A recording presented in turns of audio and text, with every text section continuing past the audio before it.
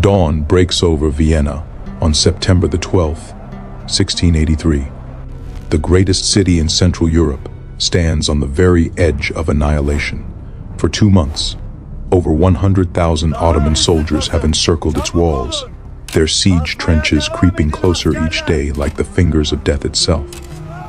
Inside the city, 15,000 exhausted defenders face starvation, disease, and the growing certainty that this might be their final stand.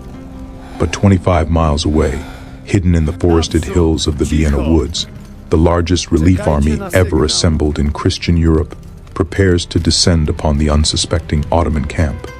And among them rides a force that will change the course of history in a single, devastating charge. This is the story of how one weapon, one tactical innovation, and one man's audacious gamble shattered the myth of Ottoman invincibility and saved Western civilization as we know it. The year 1683 was supposed to mark the beginning of a new Ottoman golden age. Sultan Mehmed IV, ruling from the opulent halls of Topkapi Palace in Constantinople, had appointed his Grand Vizier Kara Mustafa Pasha to lead the most ambitious military campaign in Ottoman history. The target was Vienna, the jewel of the Habsburg Empire and the gateway to the heart of Christian Europe. If Vienna fell, the road would lie open to the fragmented German states, to Italy, to France itself. The Ottoman Empire, already stretching from the Persian Gulf to the gates of Morocco, would become the undisputed master of 3 continents. Kara Mustafa was a man of burning ambition. He had risen through the ranks of Ottoman administration with ruthless efficiency, and now, at the age of 46, he commanded the most formidable military machine on earth. The army he assembled at Adrianople in the spring of 1683 was staggering in its scale. My final offer, 50.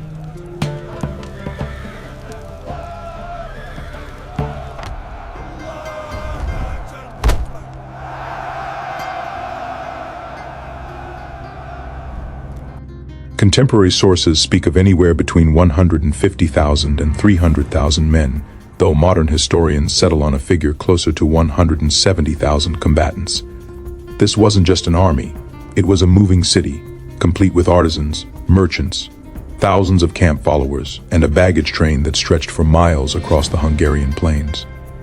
The core of this force consisted of the legendary Janissaries, the elite slave soldiers who had terrorized Christian armies for 2 centuries.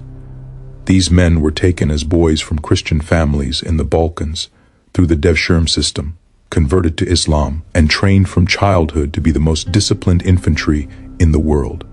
They wore distinctive white felt caps that leaned to one side, and they carried the finest matchlock muskets that Ottoman arsenals could produce.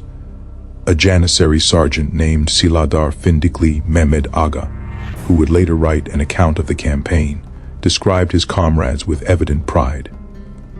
"We are the Sultan's sword," he wrote, "tempered in the fires of 100 battles, unbreakable and unstoppable."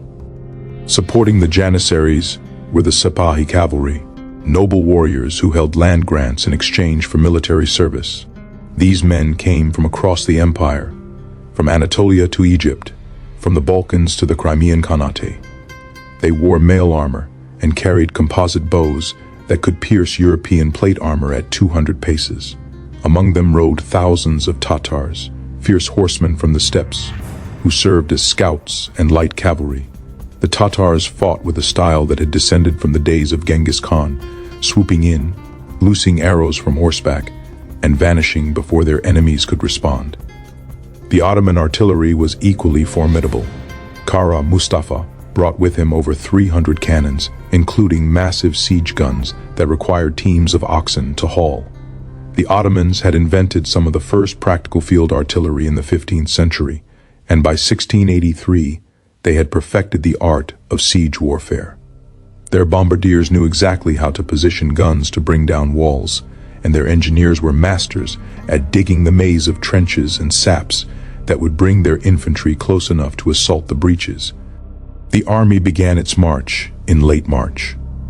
They moved up through Ottoman Hungary, a land the empire had controlled since the catastrophic Christian defeat at Mohacs in 1526. Local populations watched in awe and terror as this immense host passed by. A Catholic priest hiding in a village near Buda recorded his impressions. "The earth itself seemed to groan beneath their feet," he wrote. "Their banners darkened the sky, and the sound of their drums echoed like thunder. I thought I was witnessing the end of days." By mid-July, the Ottoman army reached Vienna. The city that greeted them was one of the most heavily fortified in Europe, but it was also woefully unprepared for a siege of this magnitude. Vienna's walls dated from the 13th century and had been modernized with bastions and ravelins in the Italian style, but the fortifications were designed to withstand medieval armies, not the massed artillery that Kara Mustafa commanded. The city's population of around 50,000 had been swollen by refugees fleeing the Ottoman advance, and food supplies were already running dangerously low.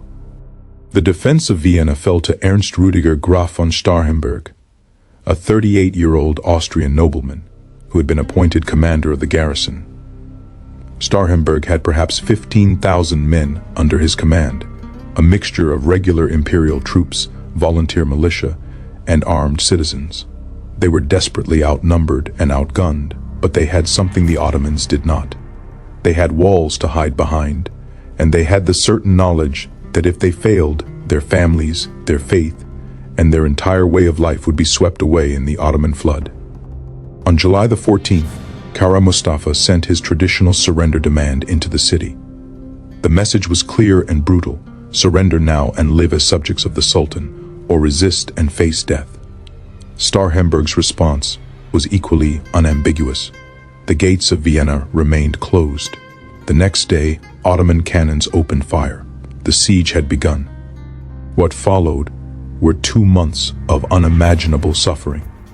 The Ottoman bombardment was relentless, day and night, pulverizing sections of the city walls into rubble. But Kara Mustafa's real weapon wasn't his artillery. It was his engineers. Turkish sappers began digging a network of trenches that snaked toward the walls, getting closer with each passing day. The Ottomans were masters of mining, the deadly art of digging tunnels beneath enemy fortifications, packing them with explosives and blowing massive gaps in the walls. The defenders could hear the enemy digging beneath their feet, a constant scraping and tapping that frayed nerves and robbed men of sleep. Starhemberg organized counter-mining operations, sending his own sappers to dig interceptor tunnels and fight desperate claustrophobic battles in the darkness beneath Vienna.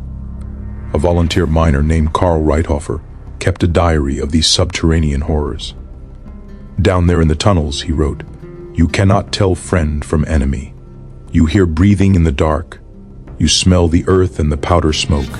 And then suddenly you are fighting with picks and knives in spaces so narrow you can barely move.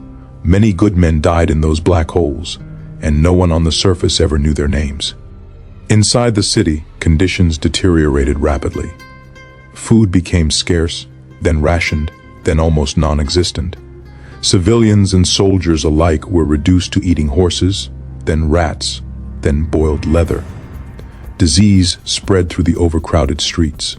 Dysentery and typhus killed as efficiently as Ottoman cannonballs. Morale began to crack. Some citizens openly discussed surrender.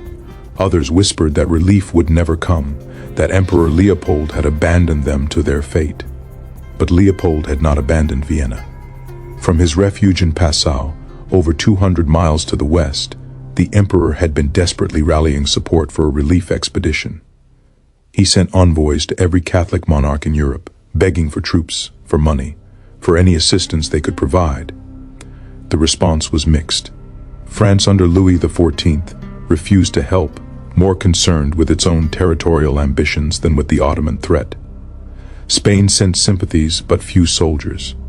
However, Leopold found crucial allies closer to home. The first to answer the call was King Jan Sobieski of Poland. Sobieski was 54 years old, a seasoned warrior who had spent his entire adult life fighting Turks and Tatars on the eastern frontiers of his kingdom. He was a large man, heavy-set but still powerful, with a sharp mind for strategy and an aggressive battlefield temperament. When Leopold's messenger reached him at his palace in Warsaw, Sobieski saw immediately what was at stake. If Vienna fell, Poland would stand alone against the Ottoman Empire. He mobilized his army with remarkable speed. Sobieski brought with him approximately 18,000 Polish troops, including 3,000 of the most elite cavalry in Europe, the famous winged hussars. These were the secret weapon that would decide the battle. The hussars were unlike any other cavalry force in the world.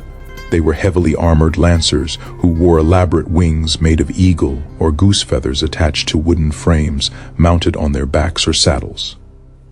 In motion, these wings created a distinctive rushing, rattling sound that was said to terrify enemy horses and infantry alike. But the wings were more than psychological warfare. They also served practical purposes, protecting the riders' backs from lasso attacks, a common Tatar tactic, and making the horsemen appear larger and more imposing. The hussars' primary weapon was the kopia, a hollow wooden lance approximately 16 to 20 feet long. These lances were designed to shatter on impact, transferring all their kinetic energy into a single devastating blow. A charging hussar could pierce through armor, through shields, through multiple enemies in a single thrust. They also carried sabers, war hammers, and wheellock pistols for close combat, but it was the lance charge that made them legendary. For over a century, the winged hussars had been the terror of Eastern Europe, never losing a major battle when deployed in force. A young Polish nobleman named Marcin Kacki, who rode with the hussars at Vienna, later described what it felt like to be part of this elite brotherhood. "From the moment we donned the wings," he wrote, "we are no longer ordinary men. We become instruments of God's will, angels of death sent to punish the enemies of Christendom. The weight of the armor, the lance in your hand, the thundering of thousands of hooves around you. In that moment, you feel immortal, unstoppable, like the very hand of divine judgment." But Sobieski didn't just bring cavalry. His army included excellent infantry, hardened by constant warfare on the Ukrainian steppes, and some of the finest artillery crews in Europe. The Polish king also brought something equally valuable: leadership. Sobieski had fought in 26 major battles and countless skirmishes. He understood cavalry tactics better than any commander of his generation, and he had a gift for reading terrain and exploiting enemy weaknesses. Supporting the Poles were contingents from across the Holy Roman Empire. The Elector of Saxony, Johann Georg III, brought 8,000 men. The Elector of Bavaria contributed another 11,000. Various German princes added smaller forces. The Duke of Lorraine, Charles of Lorraine, assembled an additional 20,000 imperial troops and assumed nominal command of the combined Christian army, though in practice, Sobieski would make the crucial decisions. All told, the relief force numbered approximately 70 to 75,000 men, making it the largest Christian army assembled in Europe since the Crusades. These forces converged on Vienna in early September. The journey was exhausting. Forced marches through difficult terrain, with constant fears of Ottoman scouts detecting their approach. The Duke of Lorraine's chief of staff, a meticulous officer named Marco d'Aviano, kept detailed records of the march. "The men are pushed beyond normal endurance," he wrote on September the 8th. "They march 20 miles each day, sleeping in their armor, always ready for battle. But their spirits remain strong. They know what awaits them, and they know what will happen if they fail." On September the 11th, the relief army reached the heights of the Kahlenberg, a mountain ridge in the Vienna woods overlooking the city from the northwest. From this vantage point, they could see everything. Vienna lay below them, its walls shattered in multiple places, smoke rising from fires within the city. Surrounding Vienna was the vast Ottoman encampment, a sea of tents stretching in all directions, with Kara Mustafa's magnificent pavilion at its center. The Grand Vizier's tent was legendary, a structure so large and luxurious that it contained gardens, fountains, and rooms filled with treasures looted from across the empire. The Ottomans had been so confident of victory that they had already begun to divide the spoils. But Kara Mustafa had made a critical error. He had become so focused on taking Vienna that he had failed to properly secure his own position. The bulk of his army was committed to the siege, manning the trenches, operating the artillery, preparing for the final assault on the crumbling walls. He had posted some cavalry units to watch for relief forces, but these were spread thin and positioned poorly. The rugged, heavily forested terrain of the Vienna woods made it difficult for Ottoman scouts to detect the Christian army's approach, and Kara Mustafa had underestimated both the speed and the size of the relief force. By the time he realized the danger, it was too late to properly redeploy his troops. Inside Vienna, the defenders were at their breaking point. On September the 10th, Ottoman mines blew massive breaches in the walls at the Lowell and Berg bastions. Turkish infantry poured into the gaps, and savage hand-to-hand fighting raged in the rubble. Starhemberg himself led counterattacks, fighting with a sword in one hand and a pistol in the other. The Austrians managed to drive the Ottomans back, but just barely. Everyone knew the city couldn't survive another major assault. That night, lookouts on the walls reported seeing signal fires on the distant mountains. Relief was coming, but would it arrive in time? The Christian commanders spent September the 11th planning their attack. The terrain dictated their strategy. The Vienna woods descended from the Kahlenberg Ridge toward the plain where the Ottoman army was encamped. The slopes were steep and heavily forested, making them difficult ground for a coordinated assault, but they also provided concealment and would allow the Christian forces to build momentum as they descended. The Duke of Lorraine proposed a straightforward plan: advance down from the heights in 3 parallel columns, with infantry and artillery in the center and cavalry on the wings. Once they reached the plain, the infantry would engage the Ottoman center, while the cavalry swept around the flanks. Sobieski agreed with the basic plan, but insisted on one crucial modification.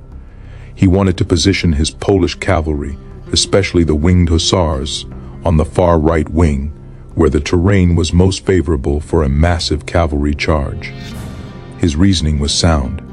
The Ottomans would likely try to anchor their left flank against the Danube River and concentrate their best troops in the center. This would leave their right flank, facing the Polish position, relatively weaker and exposed. If Sobieski could break through there, he could roll up the entire Ottoman line from the side, turning their flank and creating chaos in their rear. That night, both armies prepared for battle.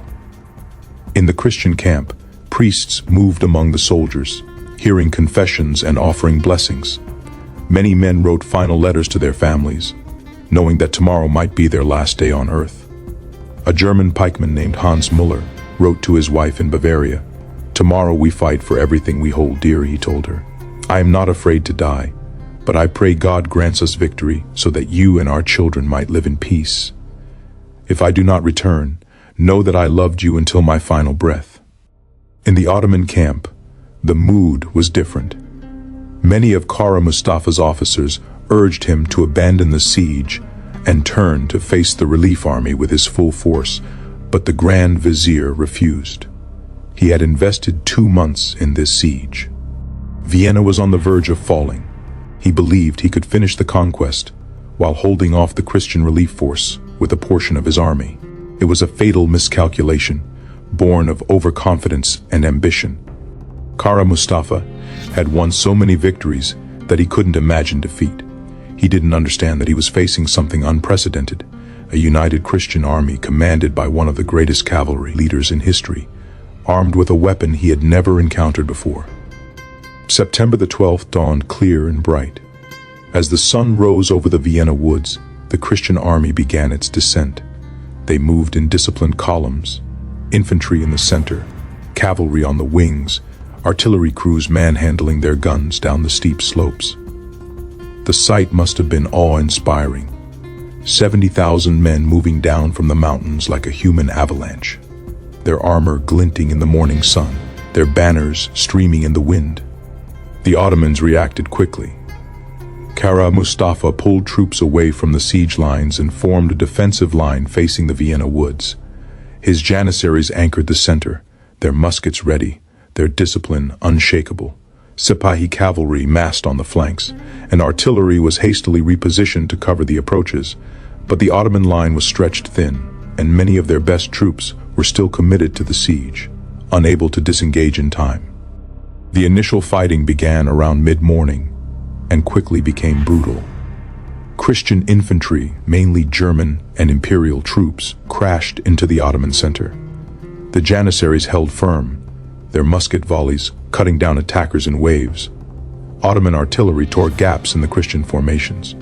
The battle became a grinding, bloody affair, with neither side able to gain a decisive advantage. Both commanders fed reinforcements into the center, trying to break the stalemate. But the real action was developing on the flanks. Saxon and Bavarian cavalry engaged Ottoman Sipahs and Tatars on the left, fighting a swirling series of charges and countercharges that ebbed and flowed across the plain. Neither side could gain the upper hand. The cavalry fighting was indecisive, bloody, and exhausting for both sides. On the right flank, however, something extraordinary was taking place. Jan Sobieski was positioning his cavalry for the decisive blow. The Polish king had moved his forces to the far right, beyond the immediate fighting, where the terrain opened into a broad, relatively flat approach. He arranged his cavalry in a massive formation, with the winged hussars at the front, regular Polish cavalry behind them, and Imperial Austrian cavalry on their left. The formation was enormous, perhaps 20,000 horsemen arranged in a dense wedge that stretched for over a mile. Sobieski rode along the front of the formation, visible to every man in his distinctive armor and crimson cloak. He addressed his troops with words that would echo through Polish history. Contemporary accounts vary, but the most reliable sources suggest he said something like this: "The eyes of all Europe are upon us today. We fight not just for Vienna, but for all of Christendom. The enemy is strong, but God is stronger. Today we will show these invaders that the age of Ottoman conquest is over. Today we will write our names in legend. Follow me, and trust in God and your strong right arms." The response was thunderous. 20,000 men roared their approval, the sound audible even over the battle raging to their left. Horses stamped and snorted, sensing their riders' excitement. The winged hussars brought their massive lances to rest, the wooden shafts nearly 20 feet long, designed for maximum impact. The wings on their backs rustled and clattered in the wind. It was approximately 5 in the afternoon when Sobieski gave the order to advance. The great mass of cavalry began to move forward at a walk, maintaining formation, building momentum gradually. Ottoman commanders on the right flank watched with growing alarm as this enormous formation bore down on them. They tried to reposition troops to meet the threat, but there wasn't time, and there weren't enough men. Kara Mustafa had concentrated his forces in the center and left, expecting the main Christian attack to come there.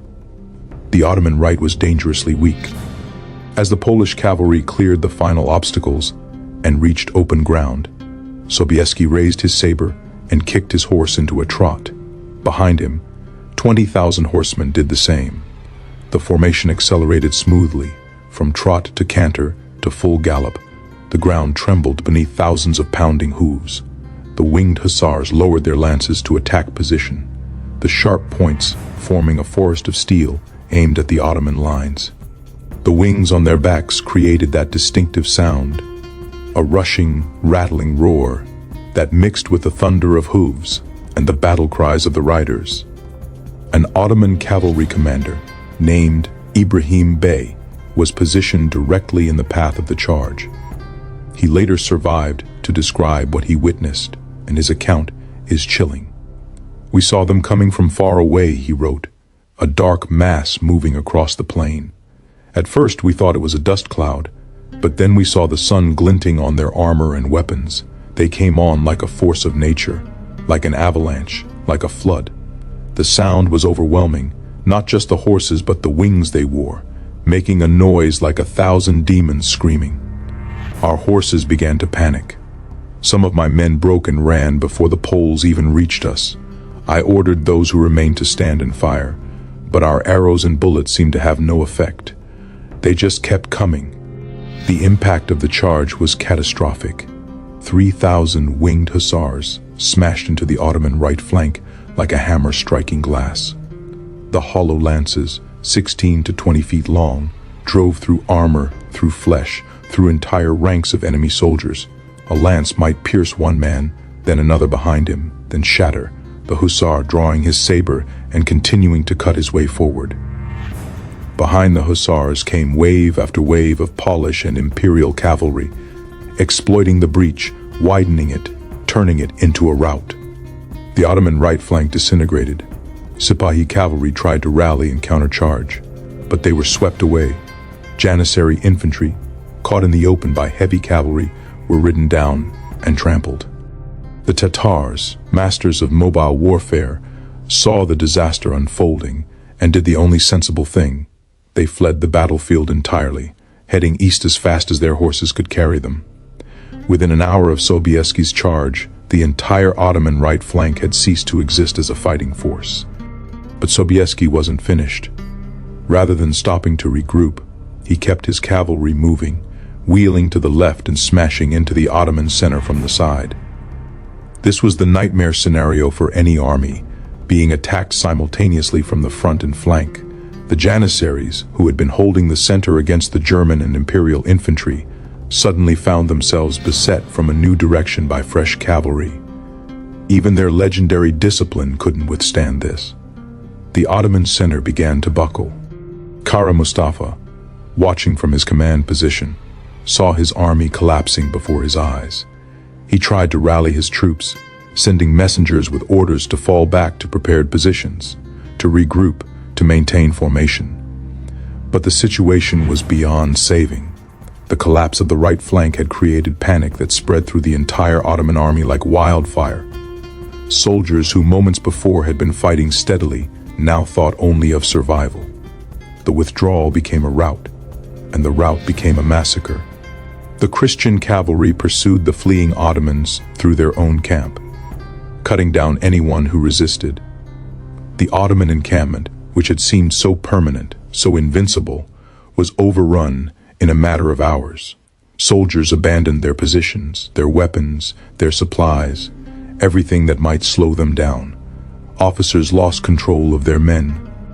Units that had fought together for years dissolved into streams of individual fugitives, all desperately trying to escape the vengeful Christian cavalry. Kara Mustafa himself barely escaped. He fled his magnificent pavilion, leaving behind treasures worth a fortune, including the sacred banner of the Prophet, which the Ottomans had carried into battle for generations. The Grand Vizier's personal possessions, maps, correspondence, and war chest were all captured, providing the Christians with invaluable intelligence about Ottoman strategic plans and military capabilities. As darkness fell, the battle ended. The Ottoman army, which that morning had numbered over 150,000 men, was scattered across the Hungarian plain, broken and demoralized. Casualties were horrific. Modern estimates suggest the Ottomans lost approximately 15,000 dead on the battlefield, with thousands more captured or dying from wounds in the following days. Christian losses were relatively light, perhaps 1,500 dead and 4,000 wounded, though these numbers varied significantly between different contingents. Inside Vienna, the defenders watched in disbelief as Ottoman troops abandoned their siege lines and fled. After 60 days of hell, the siege was over. Starhemberg ordered the gates opened and Christian troops poured into the city. The scenes of celebration were overwhelming. Soldiers and civilians embraced in the streets, weeping with relief and joy. Church bells, silent for 2 months, rang out across the city. People who hours before had been starving, dying, and preparing for death now found themselves miraculously saved. Jan Sobieski rode into Vienna the next morning to a hero's welcome. The Polish king visited the sick and wounded, toured the damaged fortifications, and met with Starhemberg and other defenders to hear accounts of the siege. In a letter to his wife, Maria Kazimiera, written that evening, Sobieski described his feelings. "We came, we saw, God conquered," he wrote, paraphrasing Caesar's famous words. "The battle was fierce beyond description, but the hand of Providence guided us. The enemy is scattered, Vienna is saved, and Christendom is secured.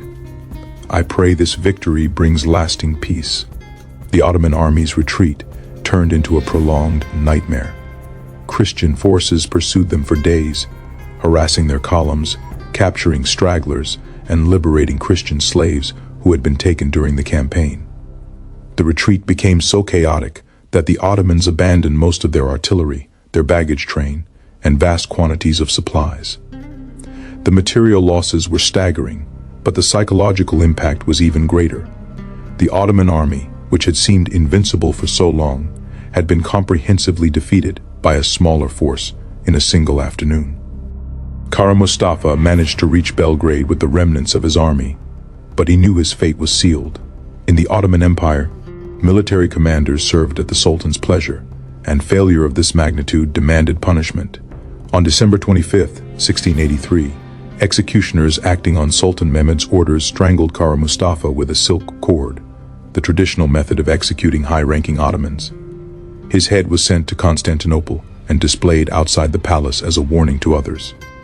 The Grand Vizier, who had promised to conquer Europe, died in disgrace, his ambitious dreams shattered on the field of Vienna. The Battle of Vienna marked a decisive turning point in European history. It was the last major Ottoman offensive into Central Europe and the beginning of a long Ottoman retreat that would continue for the next 2 centuries. In the immediate aftermath, the Holy League, a coalition of the Habsburg Empire, Poland, Venice, and later Russia, went on the offensive against Ottoman territories. Over the next 16 years, they would reconquer most of Hungary, large parts of the Balkans, and significant territories around the Black Sea.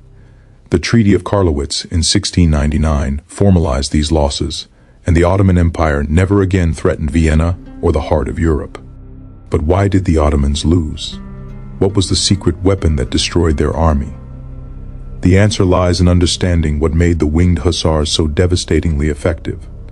These were not merely heavy cavalry, they were a complete weapon system, optimized over decades of warfare, combining armor, mobility, shock impact, and psychological warfare into a single devastating package.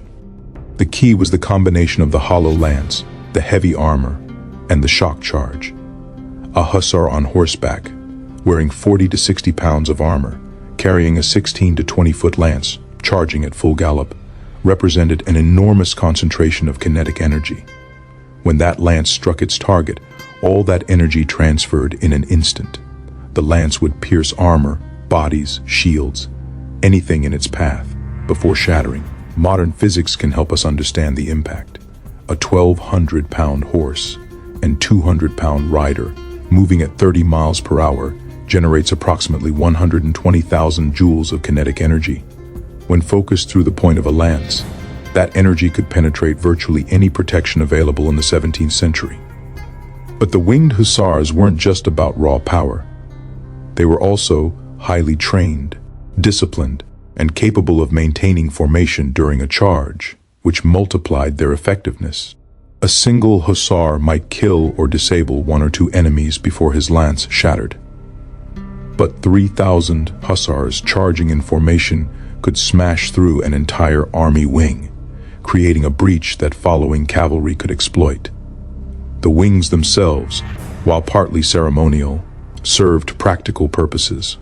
They protected riders from lassos and made the horsemen appear larger and more terrifying, both to enemy infantry and to enemy horses. The psychological impact of facing a charge of winged hussars cannot be overstated. Many enemy formations broke and ran before the Poles even made contact. The Ottomans had no effective counter to this weapon system. Their Sipahi cavalry were excellent troops, but they fought in a different style, relying on mobility, archery, and repeated charges rather than a single massive shock impact. The Janissaries, despite their discipline and firepower, were vulnerable to heavy cavalry in the open field. Ottoman commanders had faced Polish cavalry before, but never in such numbers. never on terrain so favorable to a cavalry charge, and never when their own army was already engaged to the front. The combination of tactical situation, terrain, leadership, and weapon system proved overwhelming. The broader strategic lessons were equally important. Kara Mustafa's defeat demonstrated the dangers of overextension and divided attention. By trying to maintain the siege of Vienna while simultaneously fighting the relief army, he condemned himself to losing both battles. He should have either abandoned the siege and fought the relief force with his full strength, or finished taking Vienna before the Christians arrived. Trying to do both was fatal. The Battle of Vienna also showed the importance of intelligence and reconnaissance. If Ottoman scouts had properly detected the relief army's size and position, Kara Mustafa might have deployed differently. Instead, he was caught by surprise with his troops badly positioned. Finally, Vienna demonstrated that military technology and tactics were not static. The Ottomans had built their empire using military systems that were cutting edge in the 15th and 16th centuries. Disciplined Janissary infantry, mobile Sipahi cavalry, and powerful siege artillery. But by the late 17th century, European armies had developed new technologies and new tactics specifically designed to counter Ottoman methods. The Polish winged hussars represented the pinnacle of one such development. Heavy shock cavalry optimized for breaking through enemy formations in a single devastating charge. In the decades following Vienna, European military superiority over the Ottomans would only grow. Improvements in artillery, the development of bayonets, advances in military engineering, and better training and discipline all contributed to a widening gap. The Ottomans, hampered by conservative military traditions and political instability, struggled to adapt. The empire that had once seemed poised to conquer all of Europe found itself increasingly on the defensive, losing territory and influence with each passing generation. The legacy of Vienna echoed far beyond the battlefield. The victory became a defining moment in European identity, a shared triumph that transcended national and religious divisions. Catholic Poles, Lutheran Germans, and Catholic Austrians had fought side by side against a common enemy, setting a precedent for future cooperation. The battle inspired countless works of art, literature, and music. Composers celebrated it, painters depicted it, and chroniclers wrote extensive histories of it. Even today, the anniversary of the battle is commemorated in Vienna and across Central Europe. For individual participants, Vienna was a defining moment in their lives. Jan Sobieski returned to Poland as perhaps the most famous monarch in Europe, though his remaining years were marked by political struggles and declining health. He died in 1696, leaving behind a mixed legacy as a great military commander but a less successful administrator. Ernst Rüdiger von Starhemberg was richly rewarded for his defense of Vienna, receiving titles, estates, and honors from a grateful emperor.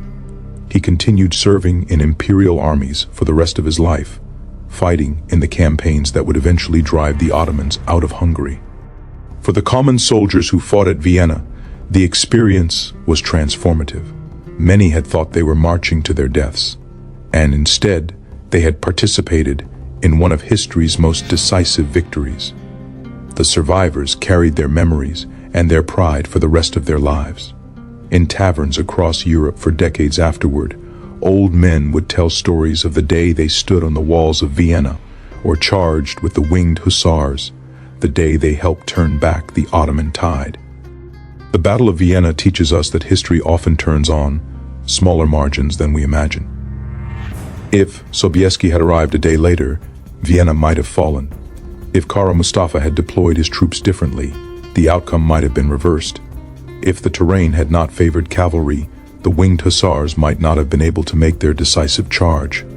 Small decisions, accidents of geography, individual acts of courage or cowardice, all combined to create a result that changed the trajectory of civilizations. It also reminds us that military technology matters, but it is never the whole story. The winged hussars were a devastating weapon, but they succeeded because they were deployed by a brilliant commander at the right time against an enemy who had made fatal mistakes.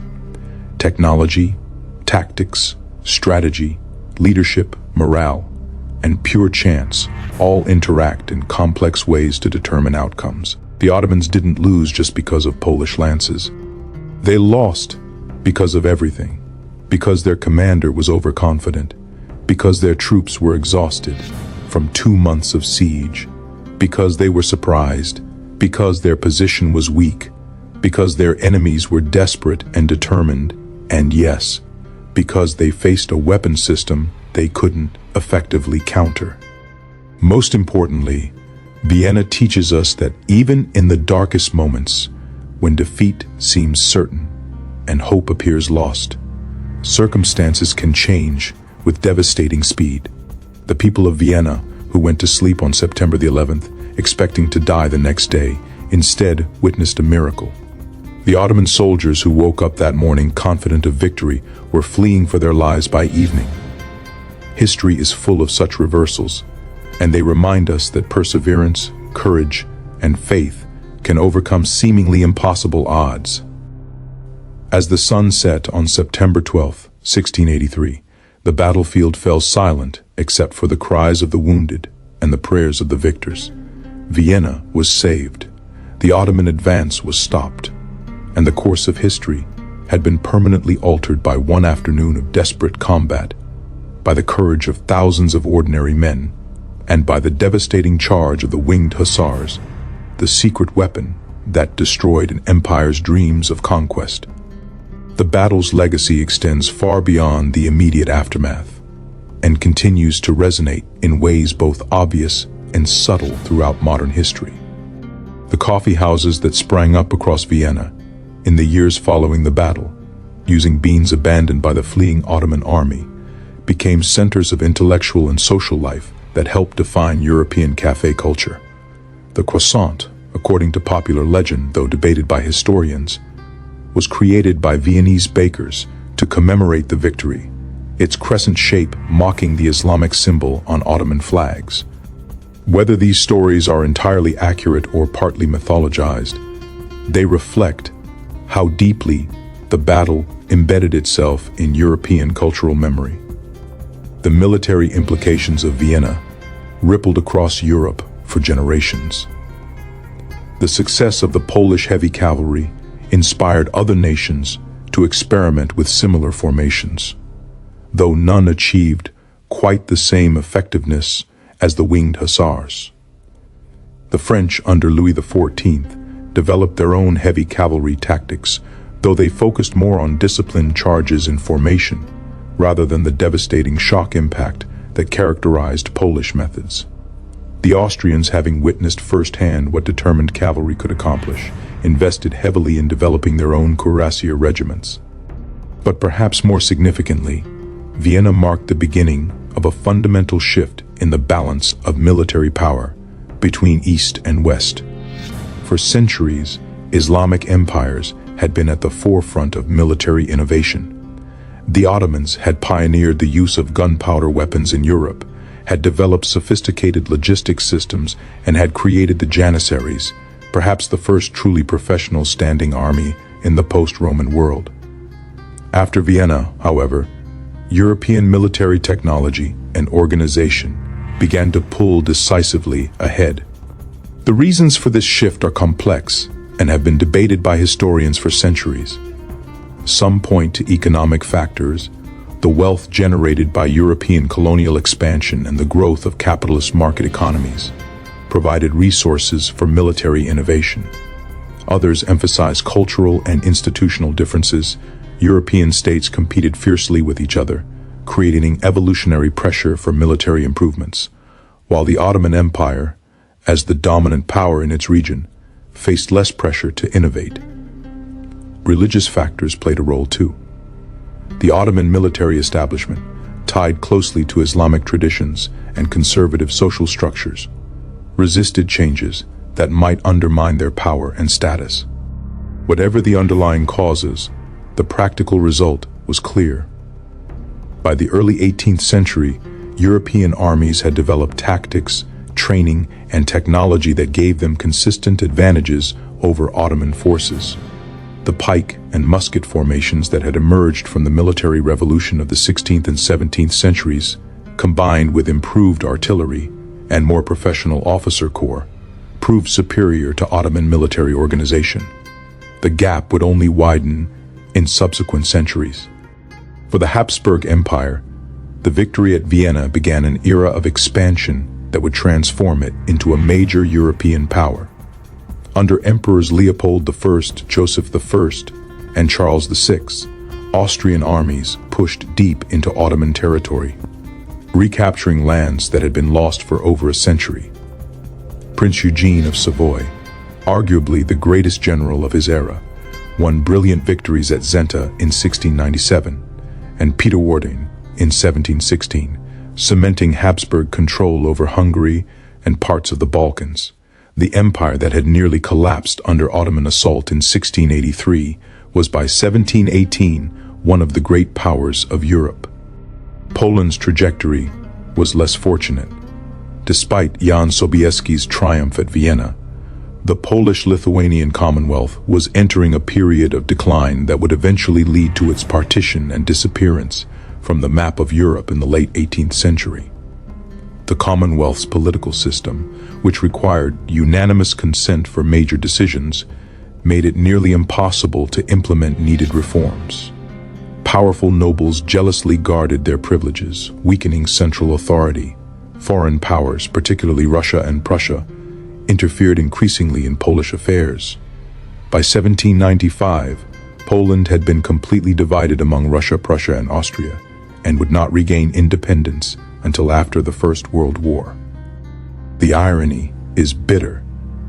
The nation that saved Vienna and Western Europe from Ottoman conquest was itself conquered and erased from existence just over a century later. The winged hussars who had been the terror of the battlefield faded into history as Polish military power declined. Yet the memory of their glory remained, sustaining Polish identity through the dark years of partition.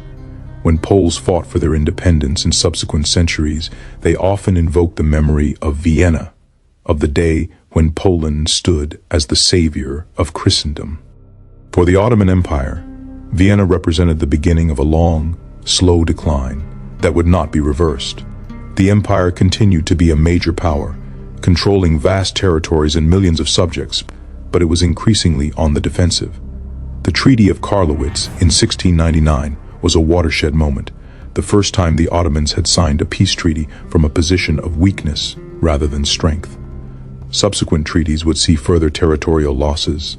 Reforms attempted in the 18th and 19th centuries often failed or were only partially successful, hampered by conservative opposition and the empire's diverse, difficult-to-govern territories.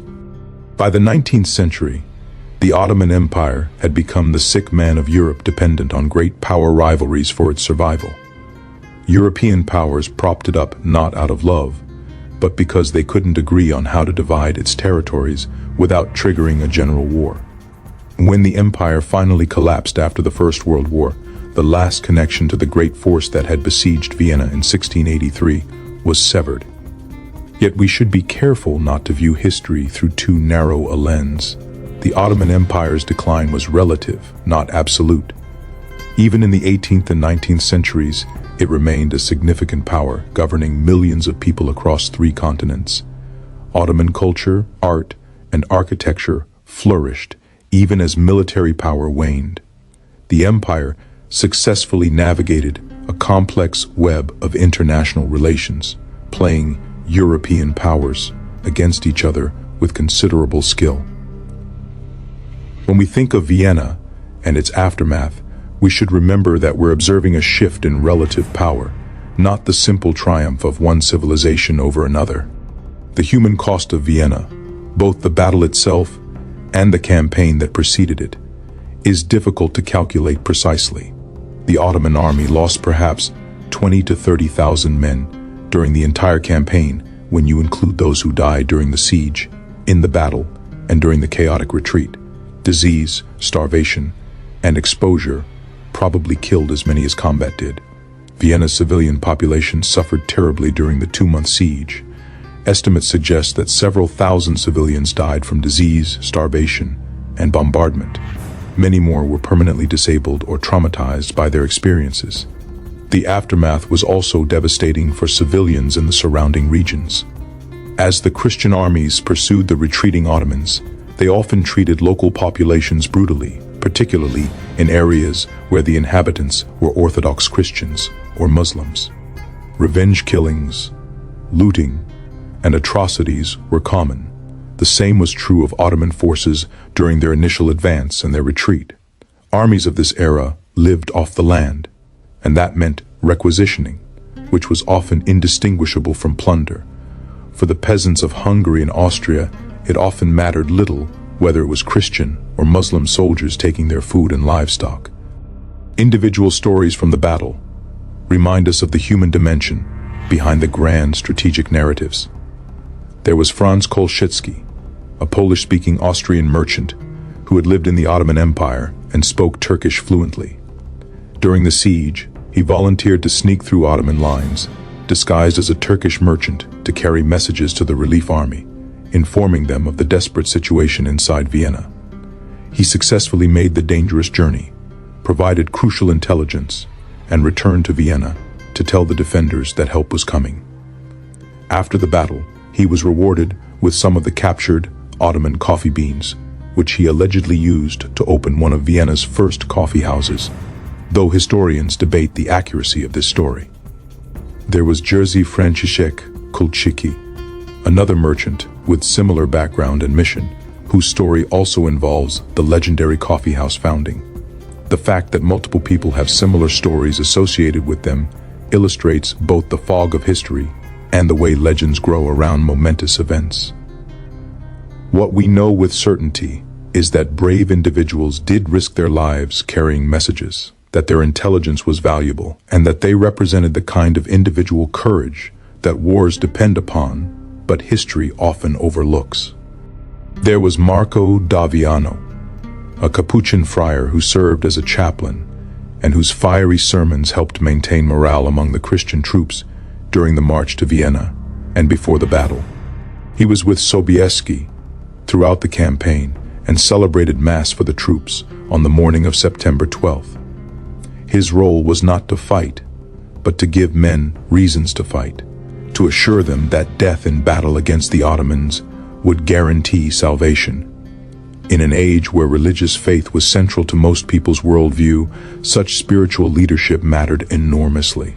Marco da Viana was beatified by the Catholic Church in 2003, recognized for his spiritual contributions to the defense of Christendom. There were countless ordinary soldiers whose names we will never know. The German pikeman who held his ground against charging Sipahis, while his comrades reloaded their muskets. The Polish hussar whose lance struck true but whose horse stumbled, throwing him into the midst of enemy infantry where he died fighting with his saber. The Ottoman janissary who manned his artillery piece until Christian cavalry overran his position.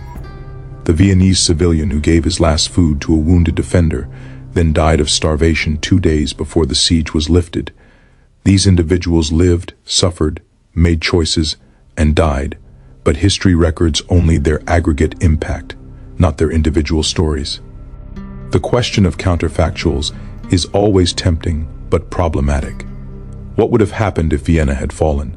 Some historians argue that the loss of Vienna would have been catastrophic, opening Central Europe to Ottoman conquest and fundamentally altering world history. Others suggest the impact would have been more limited, that the logistical challenges of maintaining an army so far from Ottoman bases would have forced an eventual withdrawal regardless. The truth likely lies somewhere between these extremes. Had Vienna fallen, the psychological impact across Europe would have been devastating. The loss of one of Christendom's great cities would have suggested Ottoman invincibility was real, not merely propaganda. Smaller German states might have sued for peace rather than risk destruction. The Habsburg Empire, deprived of one of its major cities and with its prestige shattered, might have collapsed into civil war or been partitioned by neighbors. On the other hand, The Ottoman army that took Vienna would have been exhausted, depleted, and at the extreme end of very long supply lines. Holding Vienna through winter would have been difficult. Advancing further would have been nearly impossible without years of consolidation. Perhaps the Ottomans would have taken Vienna only to be forced to abandon it later, as happened with other frontier fortresses they captured. We can never know with certainty. What we do know is that history did not follow that path. Vienna held, the relief came, the winged hussars charged, and the course of history turned decisively. The battle stands as one of those rare moments where we can point to a specific day, a specific place, and say with confidence, here, the world changed. The weapons and tactics that decided Vienna remind us that military history is not just about courage and leadership, though those matter enormously. It is also about technology, about understanding what tools are available and how to use them effectively. The winged hussars were not magic. They were the result of careful development over many decades, combining the best elements of medieval heavy cavalry with innovations adapted from fighting Tatars and Turks on the eastern frontiers. They were expensive to equip and train, requiring wealthy noble families to support individual warriors. They were highly specialized, effective only in specific tactical situations. But when those situations arose, as they did at Vienna, the hussars were devastating. Modern military historians recognize that the age of heavy cavalry was already drawing to a close by 1683. Improvements in firearms, particularly the development of the flintlock musket and the bayonet, would soon make infantry squares virtually impervious to cavalry charges. By the early 18th century, cavalry's role was shifting from shock combat to reconnaissance, pursuit, and exploitation of broken enemy formations. The Battle of Vienna represented perhaps the last moment when heavy cavalry could decide a major battle through a single charge. It was the spectacular finale of a military tradition that stretched back to medieval knights, and beyond them, to Roman cataphracts and Persian heavy cavalry. Yet we should not view Vienna purely through a military lens. The battle was also a cultural and ideological conflict. The Ottoman Empire represented not just a different political system, but a different civilization, with different values, different religious beliefs, and different social structures. The Christian kingdoms that opposed them were defending not just territory, but their entire way of life. When preachers like Marco d'Aviano called the conflict a holy war, they meant it literally.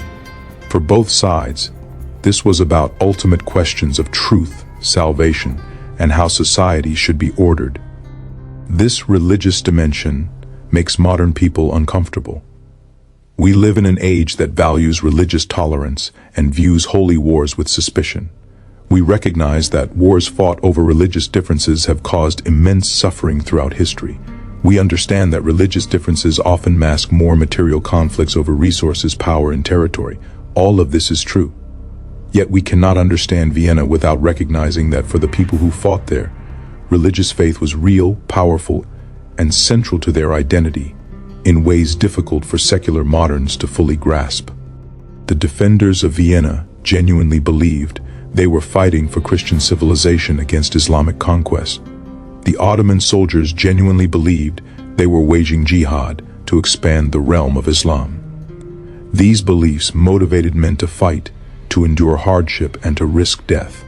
Dismissing them as mere propaganda or false consciousness misses something essential about human motivation and historical causation. Ideas matter. Beliefs shape actions. The fact that we might not share those beliefs today doesn't make them less real or less important for understanding why events unfolded as they did. This raises uncomfortable questions about how we narrate history. In telling the story of Vienna, should we celebrate Christian victory over Muslim invasion? Should we mourn the beginning of Ottoman decline? Should we try to maintain some neutral, objective stance that treats both sides equally? There are no easy answers. History is written by humans, with human perspectives and human biases. Complete objectivity is impossible. Yet the attempt to understand all sides, to see the battle through Ottoman eyes as well as Christian eyes, to recognize complexity and nuance, remains valuable, even if we can never fully achieve it. What we can say with certainty is that September 12, 1683, was a day that changed the world. The empire that had threatened to conquer all of Europe was turned back. The military balance of power between East and West shifted decisively. Technologies and tactics that seemed invincible proved vulnerable to the right counter-tactics and the right weapons. Individuals made choices, some brave, some desperate, that determined the fate of nations.